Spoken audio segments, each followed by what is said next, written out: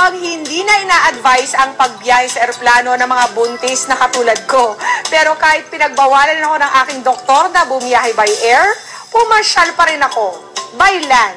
Panoorin niyo ang aking road trip sa norte.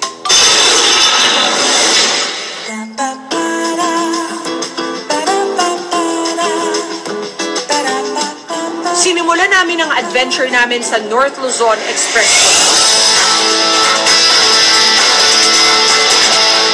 Naubusan na nga kami ng expressway sa layo ng aming binalak na biyahe. Hindi ko na din mabilang ang dami ng mga bayan na aming nalagpasan.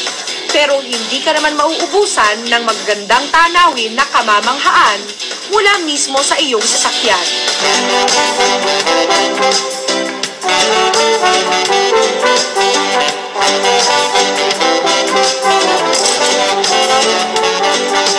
Pagkaraan ng 12 oras, nakarating na rin kami sa aming destinasyon.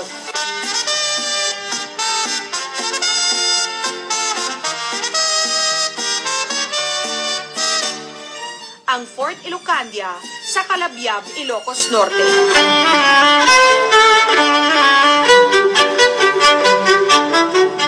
Kinabukasan, maaga kaming umalis.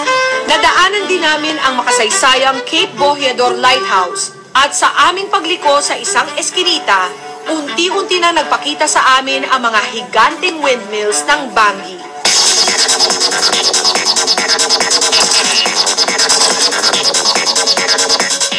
Mula sa Bangi, kaunti na lang ang biyahe at nakarating na din kami sa pristine white beach ng Pagudpud. Dito maaari pang ma-enjoy ang peace and quiet kahit sa kalagitnaan ng summer.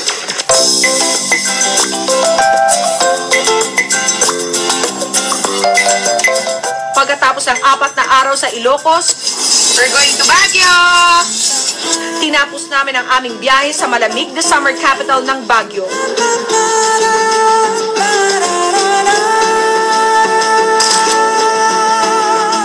...1,500 kilometers, 6 na araw. Matagal man ang biyahe, napakarami namang mauuwing pasalubong, kwentuhan at memories ang makita ang ganda ng Pilipinas from the road.